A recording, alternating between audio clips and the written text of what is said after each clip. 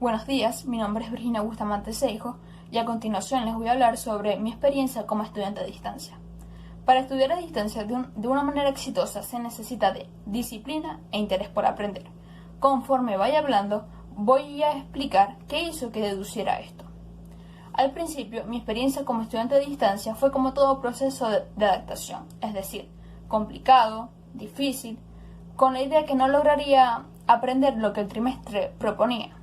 Pero luego, con la materia del derecho constitucional, me di cuenta que si utilizaba las estrategias correctas y organizaba mi tiempo de una manera adecuada, lograría aprender el contenido correspondiente a cada materia. Estas estrategias fueron las siguientes. Me di cuenta de la importancia de la lectura. Es decir, si uno como estudiante se propone a leer con antelación el contenido a evaluar o a discutir, se tendrá un mayor dominio y comprensión del tema. Además, que si al leer el contenido surgen dudas, podemos aprovechar a preguntárselas al profesor, de forma que cuando el profesor esté respondiendo, nosotros no solamente estaremos leyendo o escuchando, sino que tendremos el interés de entender la razón o la explicación del tema o punto, desarrollándose la clase de una manera entretenida, ya que desde mi punto de vista no estaríamos estudiando de una manera al caletre, sino que estaríamos estudiando con el interés de aprender y de responder las interrogantes por qué, cómo, cuándo, dónde, para qué del tema o punto. A este respecto, voy a decir algunos conocimientos que aprendí en Derecho Constitucional. El derecho constitucional se divide en dos partes, la parte orgánica y la parte dogmática. La parte orgánica es la que tiene que ver con el poder público nacional. En derecho constitucional aprendí que no es que el poder público nacional se divide en 5 o 4 poderes, sino que lo que se está dividiendo son las atribuciones que tiene el poder público nacional. Estas atribuciones se dividen en poder ejecutivo, poder legislativo, poder judicial, poder electoral y poder ciudadano. Además de aprender cuáles son los requisitos para optar a los cargos de las personas que integran cada poder y cuáles son las atribuciones de dichas personas. La parte dogmática del derecho constitucional trata sobre los derechos fundamentales y las garantías constitucionales. Uno de los puntos que más me interesó fue saber cuál es el mecanismo correcto o el mecanismo a utilizar para evitar o sancionar la violación de los derechos humanos, el cual es la acción de amparo o recurrir a una acción de amparo. Expuestas las estrategias que utilicé para estudiar a distancia, puedo decir que mi experiencia fue exitosa e interesante, a pesar que este era un método de estudio nuevo y diferente para mí.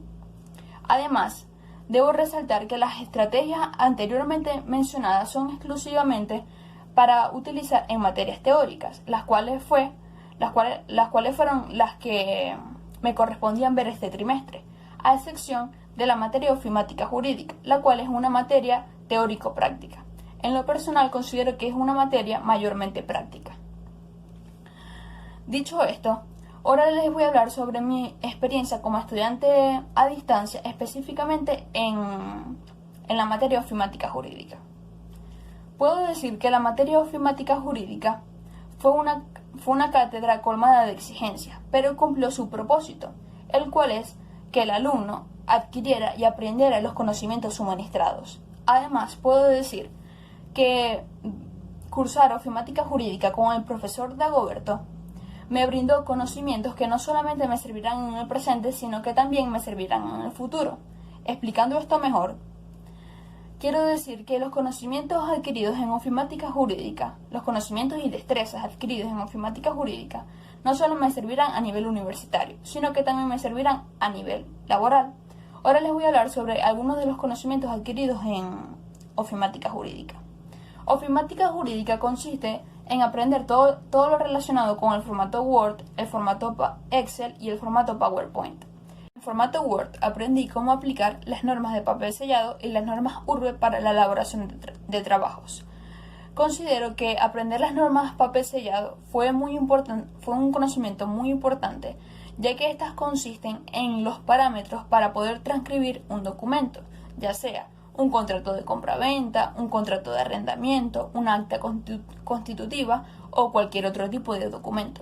Algunas de las normas de papel sellado son: la hoja tiene que ser tipo oficio o legal, la orientación de la hoja debe ser vertical, márgenes simétricos, letra Arial 12 o Times New Roman 12, alineación justificada, interlineado exacto 24 puntos y espaciado superior e inferior 0 puntos, sangría izquierda y derecha 0 puntos, entre otros. Ahora les voy a hablar sobre algunas de las normas URBE. Las normas URBE también considero que fue un conocimiento muy importante de adquirir, ya que todos los trabajos que se realicen en la Universidad Rafael Belloso Chacín deben contar con estas normas. Algunas de las normas URBE son: margen superior, inferior y derecho 3 centímetros, margen izquierdo 4 centímetros, letra Arial 12, alineación justificada, interlineado doble. Cada párrafo tiene que tener sangría de 5 espacios. Un párrafo debe contener como mínimo 5 líneas y como máximo 10 líneas. Ahora les voy a hablar sobre los conocimientos más resaltantes que adquirí en formato Excel. En formato Excel aprendí cuál es el procedimiento para realizar una hoja de cálculo. Además que aprendí que para comenzar toda operación en Excel se debe de utilizar un signo positivo o un signo igual. Para multiplicar en formato Excel se debe de utilizar el signo o símbolo asterisco. Para dividir se debe utilizar el signo o símbolo barra o slash. Para sumar o restar son los símbolos tradicionales, es decir, el símbolo de suma y el símbolo de resta. Y es importante destacar que cuando se quieran agregar decimales en las cantidades, se debe de utilizar un punto, teniendo como resultado que el punto en formato Word es considerado una coma. Dicho esto, para finalizar, ahora les voy a hablar sobre algunas de las destrezas que adquirí en ofimática jurídica. En ofimática jurídica aprendí la importancia de leer todas las indicaciones que se encuentren en una actividad o archivo para evitar preguntar puntos ya aclarados o expuestos. Interpretar bien lo que se está preguntando para evitar dar respuestas inexactas o erróneas. Una de las destrezas que considero más importante que adquirí en ofimática jurídica fue practicar a diario los conocimientos suministrados para que no se olviden fácilmente. Y como última destreza fue que la última destreza que adquirí fue que se realizan los trabajos correctamente a pesar que se cuente con un periodo corto de tiempo.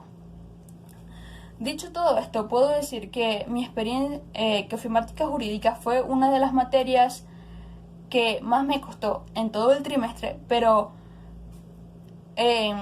puedo considerar que es una de las materias que más pude adquirir conocimientos que me servirán a largo plazo. Sin más nada que decir, muchas gracias por su atención.